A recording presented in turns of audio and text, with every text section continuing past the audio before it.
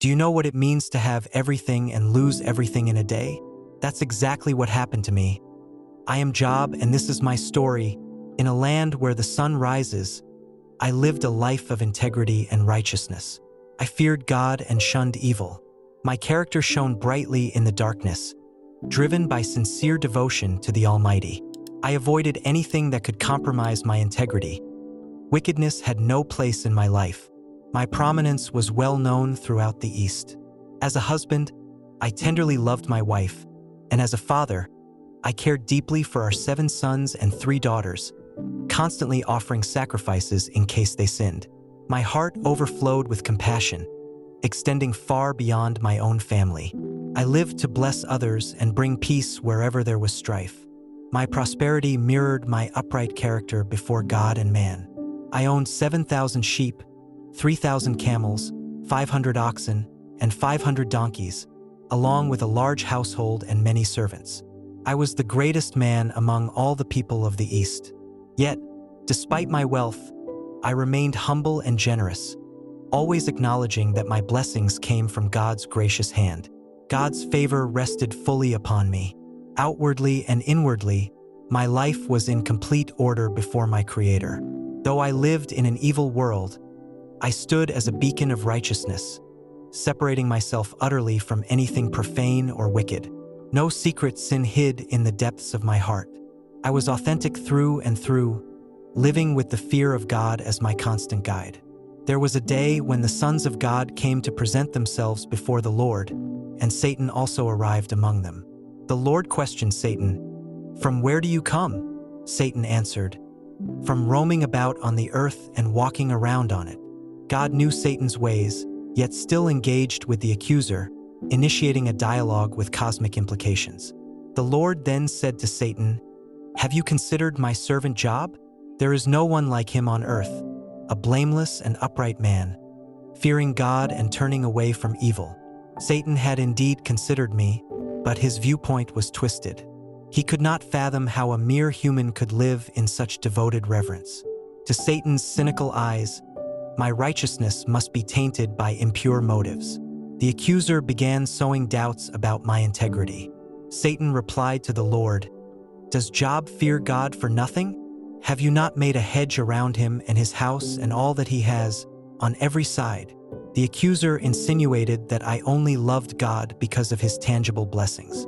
"Take those blessings away, and Job's faith will surely crumble," Satan challenged. He believed no human could ever truly love God selflessly, without expecting benefits in return. "You have blessed the work of his hands, and his possessions have increased in the land. But put forth your hand now and touch all that he has. He will surely curse you to your face." With subtlety, Satan attempted to impugn God's motives, suggesting that my devotion was bought through prosperity. The accuser issued a daring challenge: "Strip me of everything, and I would turn my back on my Maker without a second thought." Then the Lord said to Satan, "Behold, all that he has is in your power, only do not put forth your hand on him." So Satan departed from the presence of the Lord. With God's permissive boundaries set, the accuser now had license to ravage my worldly assets and comforts to the fullest extent. Yet even as destruction loomed, the Lord made clear that my life must be preserved, a hint of greater purposes yet unknowable. On a certain day, while my sons and daughters were feasting at the oldest brother's house, a messenger rushed in with dire news. The oxen were plowing and the donkeys were grazing beside them when the Sabaeans attacked and took them away. They also slew the servants with the edge of the sword. As this report was still unfolding, another messenger arrived saying, "The fire of God fell from heaven and burned up the sheep and the servants." Before I could process this double calamity, a third messenger came reporting, "The Chaldeans formed 3 bands, attacked the camels, and carried them away." Compounding anguish piled higher as another messenger brought the worst news of all. A great wind caused a house to collapse, killing all of my children. In the span of mere minutes, waves of unfathomable grief crashed over me as I lost my possessions, livelihood, and precious offspring. At this ultimate devastation, I arose, tore my robe, and shaved my head in mourning. I fell to the ground and worshipped the Lord. In sublime words displaying otherworldly fortitude, I uttered, "Naked I came from my mother's womb, and naked I shall return there. The Lord gave, and the Lord has taken away."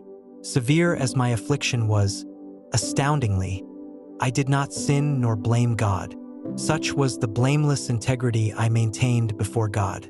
After being struck by wave after wave of catastrophic losses, my wife looked upon me with exasperation and anger.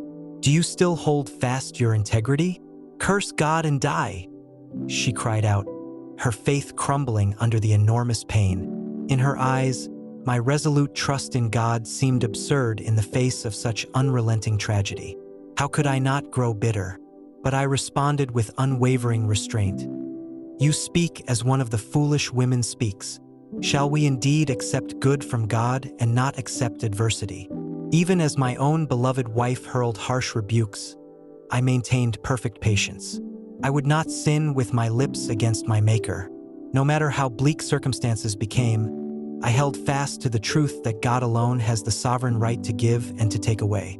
In all the calamity I encountered, my lips did not complain against the righteous judgments of the Almighty. I received adversity with humble acceptance. While my wife and friends questioned my integrity, I persevered with a quiet confidence rooted in the fear of the Lord. Never did a murmur of sin escape my mouth as I endured afflictions heavier than any man could fathom bearing. Despite being utterly blameless before God and man, I suffered immeasurable loss of every earthly possession and consolation.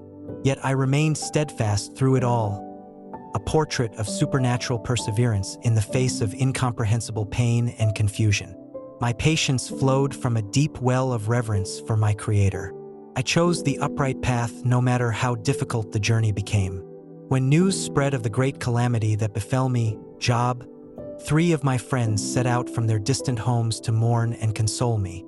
Eliphaz the Temanite, Bildad the Shuhite, and Zophar the Naamathite, these 3 made an appointed plan to go and sympathize with their suffering friend. Traveling over harsh desert terrain, they made their weary way toward the ash heaps where I had taken refuge in my grief and anguish. From a distance, my friends could scarcely recognize the man they once knew.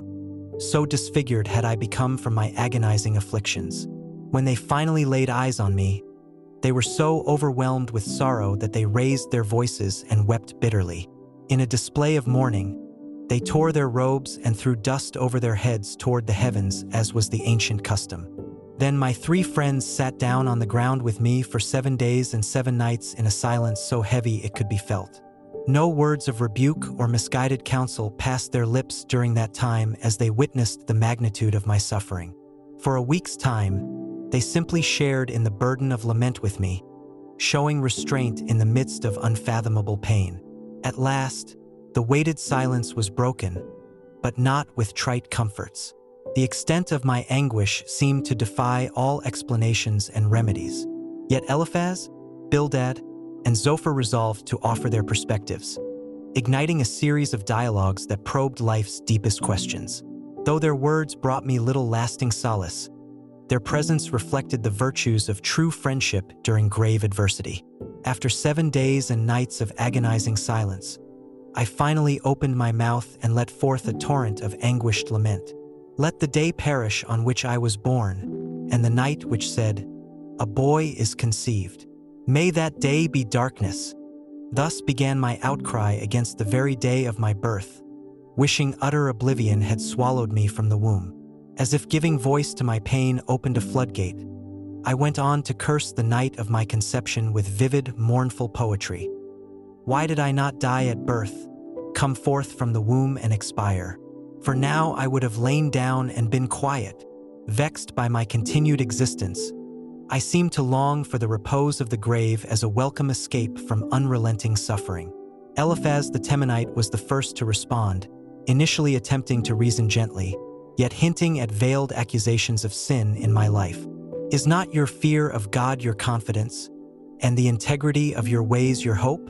Eliphaz probed what he presumed were the underlying causes. His words, though carefully chosen, exposed a flaw, assuming my affliction stemmed from faults within myself. Next spoke Bildad, more bluntly insinuating that my sons brought devastation justly upon themselves through iniquity. If your sons sinned against him, then he delivered them into the hand of their transgression, Bildad declared with arrogant judgment. Rather than offering solace, he grievously compounded my anguish by implicating my deceased children as culprits deserving destruction. After my friends had spoken at length, offering little consolation, a whirlwind arose and the Lord himself addressed me out of the tempest. Who is this that darkens counsel by words without knowledge? The Almighty began a majestic discourse, revealing his omnipotence and inscrutable wisdom. He posed rhetorical questions about the foundations of creation, rebuking any human presumption of comprehending divine purposes fully. In the end, I humbly confessed, I know that you can do all things, and that no purpose of yours can be thwarted. Therefore I retract, and I repent in dust and ashes. God's sovereign hand alone permitted my trials, though I could not grasp his higher designs. I found peace in surrender, trusting the wisdom and goodness of my Creator despite my finite understanding. Thanks for watching this video on the incredible story of Job. Jesus said, "Blessed are those who persevere under trial, for when they have stood the test, they will receive the crown of life that God has promised to those who love him." James 1 verse 12. If you were inspired by Job's unwavering faith despite immense suffering, let us know in the comments. Like the video, subscribe, and hit the bell to see more biblical stories brought to life. Share with friends and family who need encouragement to endure. And keep watching by clicking one of the 2 videos showing up next to keep filling your heart and mind with God's truth.